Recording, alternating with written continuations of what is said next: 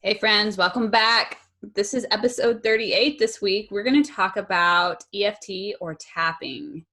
Um, I was watching the Gaia channel recently, and they have a series called Transcendence.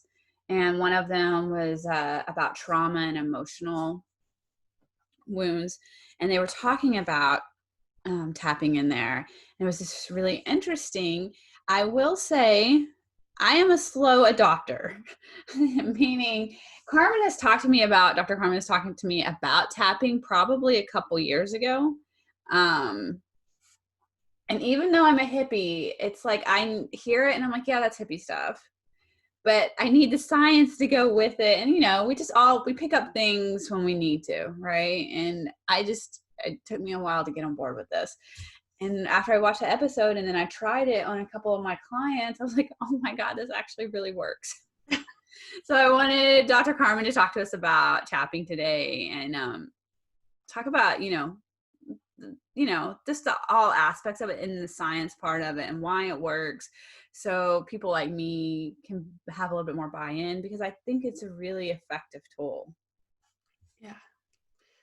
So I'm excited that you have revisited tapping. Yeah. So tapping is originally, it's we call it EFT or emotional freedom tapping, emotional freedom technique. It was originally introduced to the psychological world, I guess, about 30 years ago with this called thought field work. And what it is, so tapping is the marriage of Western medicine and Eastern medicine. So you're tapping on specific points on your body that correspond with acupuncture points or with different meridians. And so it's a lot like you would do acupressure to those points. And you're tying in that physical aspect and stimulating the movement of chi and life force energy by engaging those tapping points, but you're also speaking out loud, right? And identifying our negative thoughts, our traumas. We're identifying our things that are keeping us from moving forward, right? And then pairing that with self-affirming language. And so that's kind of the base of tapping. The reason why they've found it to be effective, and there's actually been quite a bit of research about tapping and the benefits from not just PTSD and trauma, but also with weight loss, with cravings, with endurance, and with athletes, right? With motivation, and similar to visualization, you can put those two together. And then decreasing stress, right? So what's happening is so when we experience a traumatic event, right? Or if we have been programmed with negative thoughts, right? Or we've been programmed with this, we're not enough, we're not worthy, right? That creates a energetic tangle within our body when we don't, we have a tendency to hang on to that, right? And not process it and let it go. What does an energetic tangle mean? So we know that we're energetic beings, right? So we're not just biology and chemistry, we're also physics. And so we can measure, right? We've talked about vibrations before. We can measure our vibrational energy. And so that is a measurement of how those energetic centers or how that energetic energy is flowing, right? If it's stagnant, then things are not flowing. Right. So like in acupuncture, we stimulate those acupuncture points because we're trying to stimulate the flow of chi or of energy. Okay. Right? So we know that there's direct relationships between how we process emotions, right? Because emotions also just kind of have the opportunity to flow through us. If we have a tendency to attach to that emotion, then that can create these tangles, if you will. Okay. Right. So instead of sort of it being free flowing, it's getting stuck. Okay. Right? So we also know that when we create memories and we experience stress, that has an effect on our amygdala, right? That little part of our brain, and then our amygdala sends out signals to our brain, right, to tell us if we're in a stressful situation. Are we safe, right? Do we need to be alert? That sort of thing. So by combining the tapping and the language and the self-affirming language and saying it out loud, we are creating new energetic paths to reset the amygdala, if you will, to let our body know and our mind know, hey, now we're in a safe place and we can go back and process those thoughts, those experiences, right? In this new, safe, calm, present place, by engaging, the tapping and the language in combination through this method. So, yeah. Cool. Because in the documentary, they talked about, when you go through grad school and counseling, we talk about all the kind of the fathers, the founders of psychology, of counseling, right? And of course, Freud comes in there. And they were talking about how Freud, his was like, you lay down and you talk about the event, talk therapy, right? Yeah. And how with PTSD, they were finding back in the, I don't know what year it was post-war, that talking about those events, those traumatic events, was not helpful. It was causing more harm than good because they were reliving the event. Because our brain doesn't know the difference between the actual event and the event in your head. So it's triggering all those same chemical responses again. So I guess this is a way to kind of bring those events back in, but also telling your body, we're not reliving it, we're safe. Exactly. Yeah. Because as you're tapping, right, and as you're engaging that physical component, you're reminding your body, hey, I'm present, right? I'm safe. I'm in a calm environment. And so sometimes it's a little bit easier to think about those thoughts and then match them with that self-affirming language. So your brain's like, okay, look, you're retraining your brain, right? It's another process of trying to deprogram and address those thoughts and feelings. Yeah, it's just another way to do that, another modality, if you will. I liked that they said, our brain thinks when stressed, it's still the same thing as if a tiger is chasing us, right? Mm-hmm. And so when you're tapping, the brain's like, wait, we can't be running from a tiger and being touched physically, right? Like there's something not right here. And so then it can shift from the sympathetic nervous system, that fight or flight, into the parasympathetic, because the tapping is reassuring it we are safe. Because there's no way I would be receiving kind of physical affection if this tiger was about to eat me. Right, exactly.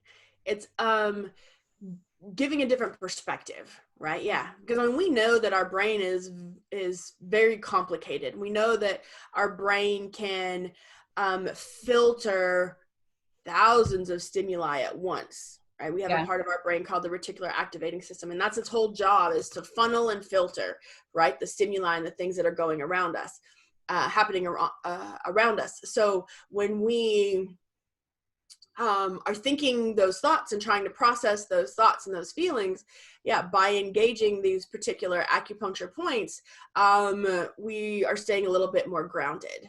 Right. Yes. Because now your body's saying, oh, hey, okay, I'm safe and I'm thinking these things again. And so we're just recreating different neural pathways within our brain to reprogram or deprogram. Yeah.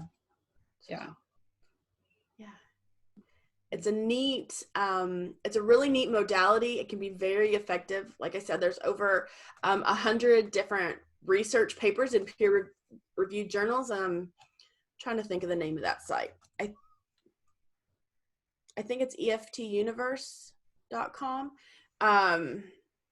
that talks a little bit more about sort of the science and how they have incorporated tapping. So the Ortner family, Yeah. Nick and Jessica Ortner, they took EFT and made it a little bit more widespread. They did a free tapping summit a few years ago, and so they've got their own YouTube channel, I think. And so they have tried to make that a little bit more widespread in different aspects to be able to, give people access to see how it works and encourage people to engage in it and use it in their journey, right? Yeah. So it's kind of a neat thing to be able to use, and you can use that. You can do it with a practitioner, right? With a coach, or that's something you can try on your own. Yeah. Tapping. Yeah. And guys, we finally, I don't know what took us so long. This episode is the start of us taking our podcast episodes and putting it on our YouTube channel. So Thrive in Align Healing has a YouTube channel. So we're going to, I don't know, Carmen, shall we do a tapping session so we can show people how to do it? Yeah. How to do it. Tell you guys. So if you're on the podcast, we are going to talk you through it. But if you want to see it, it's also going to be on our YouTube channel at Thrive in Align Healing. Yeah. So yeah, how to put that in there. Come check us out. Yeah. Yeah. Do you want to lead this one, or you want me to lead it, or? So I'll go through, how about we both lead it? How about I go through the points and then you can lead lead us. Okay. So to start out, we're, like I said, we're engaging different acupuncture points or acupressure points. These are also points that you can use, or an acupuncture practitioner may use. But so we'll start out with the first one. And so they call it the knife blade. So right about right about the middle of your palm, between the pinky and your wrist. And you don't have to be super specific, right? I mean, our body knows. So you would tap that. And it doesn't matter if you start on the right side or the left side, if you're right-handed or left-handed, it doesn't matter, because our body mirrors each other. So you can do either way, right? So let's see. This is the first one, right? Mm-hmm. So usually, and these don't always have to be in specific order, right? But sometimes it's a little bit, I don't know, kind of makes sense when you're going through. So I do the knife blade, the side of your hand first, and then the side of your ribs. Okay. So the side of your, trying to think of how this makes sense. So right about halfway between your armpit and your waist is where that would hit, and you would just tap the side of that. Usually when we tap, we're tapping, like 5 or 6 times, depending on, you just tap it as long as you are saying that phrase and going through that thought process. Mm-hmm. Okay. And then let's see, then we do the top of our head. This is our crown, or do 20. And then we'll tap the inner eyebrow, okay? Then we'll tap the outer eyebrow, right? Then we'll tap right underneath the eye. This is our stomach channel. So if you have glasses, just a little bit like where that rim hits. Then below the nose, right? Just where that nasolabial comes together. Yeah. Then our chin. And then if you feel your collarbone, the clavicle here, just like the middle of your clavicle, so halfway between that little knot right here and your shoulder, right here, you'll tap just below that collarbone. Oops. Yeah. Like I said, either side. And then we go back to the hand. So that's kind of our cycle. Yeah.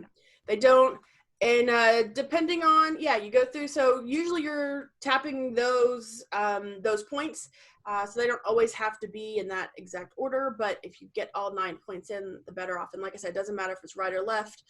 Some people will switch when they're doing cycles. They'll do, the left side, and then they'll do the right side. our body knows what to do with that information. So, yeah. But it's important to hit all 9, right? Yes.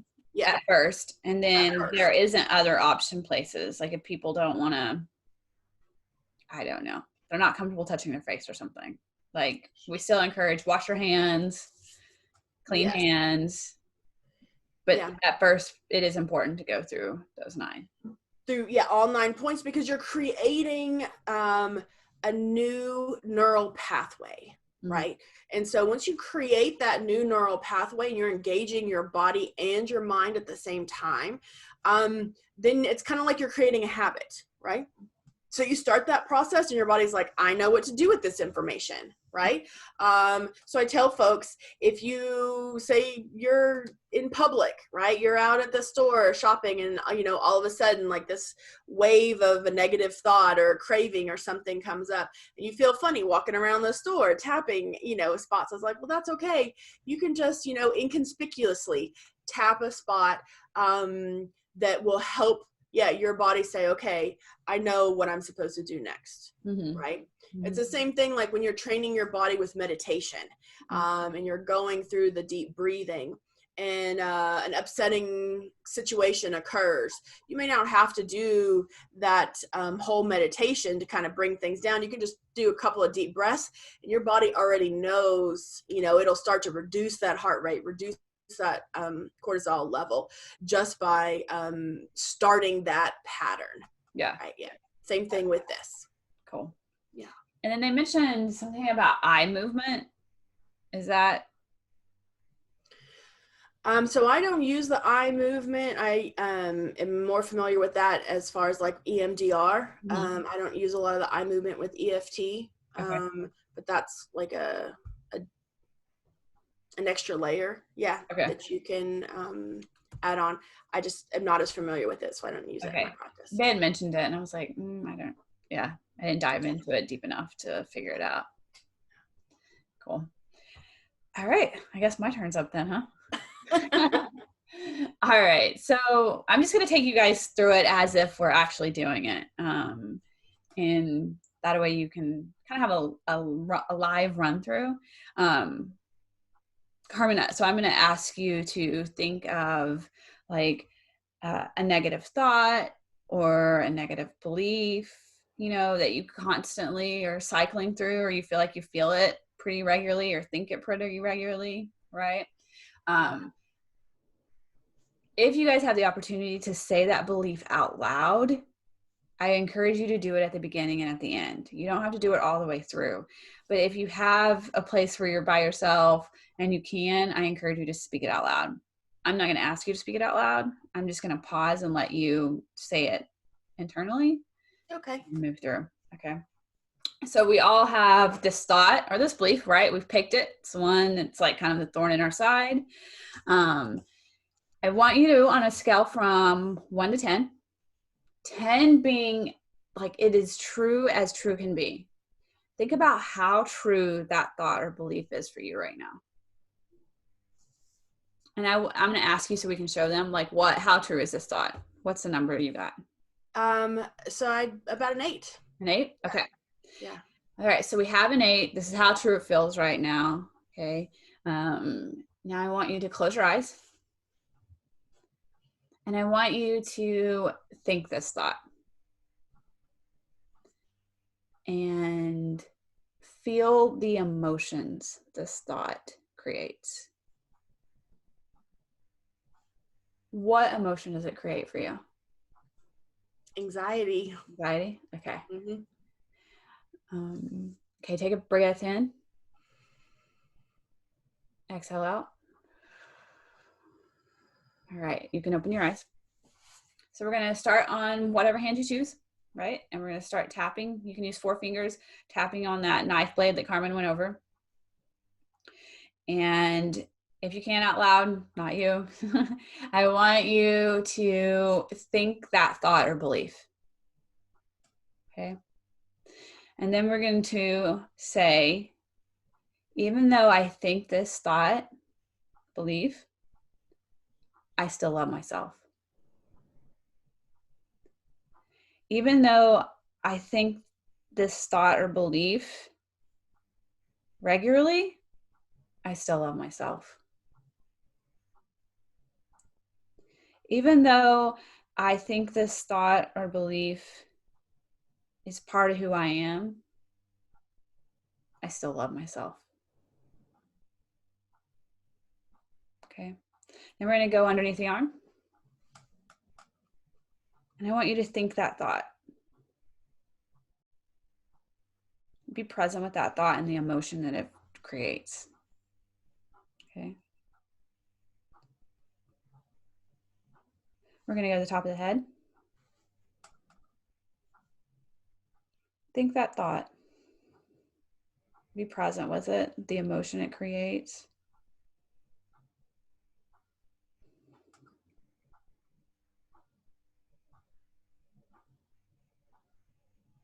Moving to the inner eyebrow. You can tap with one hand or two. Think that thought again, that belief. Feel it rolling around in your brain.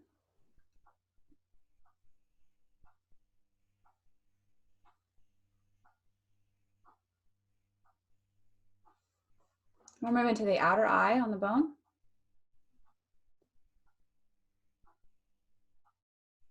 Thinking that thought again.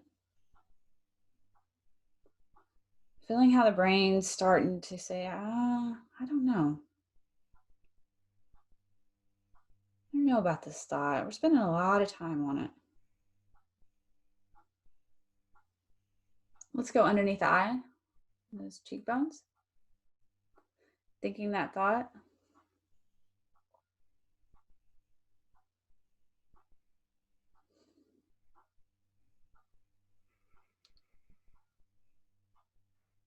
Good. Moving to underneath the nose, above the lip. Being present with that thought again. Seeing how the brain's starting to release the grip on it. How you're safe. Calming.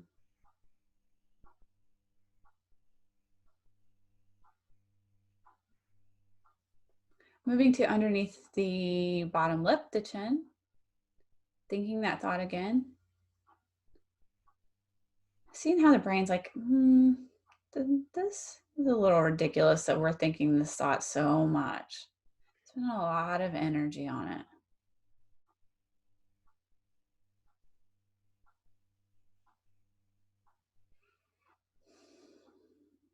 Moving to the collarbones, below the collarbones there. Thinking that thought. Watching the brain as it's moving to a peaceful state, providing different options.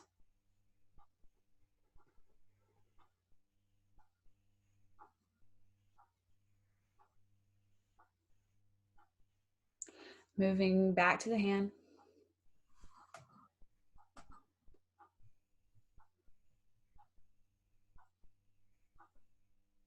Thinking that thought, seeing how the brain is starting to be more creative. Maybe providing other options, other ideas, solutions. Moving underneath the arm.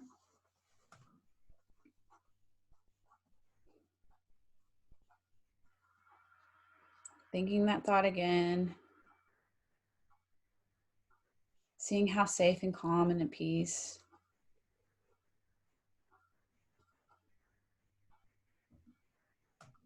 Good. To the top of our head. Thinking that thought. Seeing how it doesn't really fit anymore.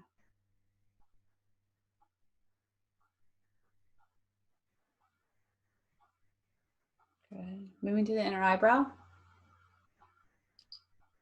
Thinking that thought.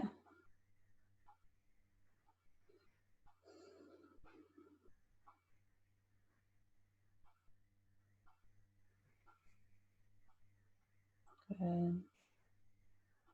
Going to the outer eyebrow.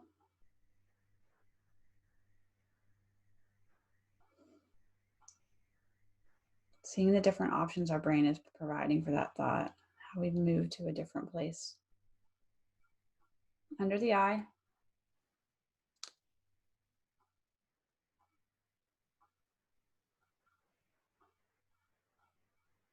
And under the nose again.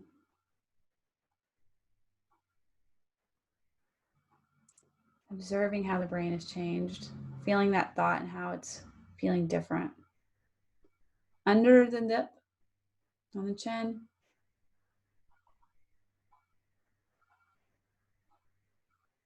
And moving to the collarbone.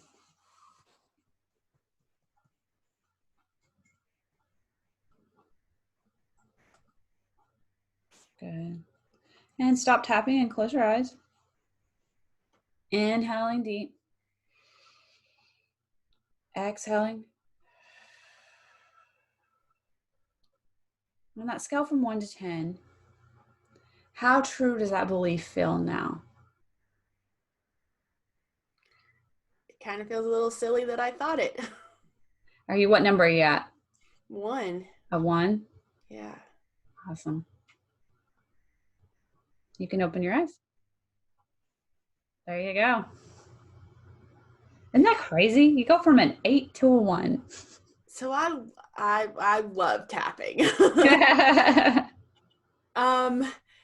But just so, I mean, I had a lot of, like feelings of anxiety and that overwhelm, right? It's Monday. I got a lot on my plate. I got a lot of things and I'm like, okay, can I get all this done?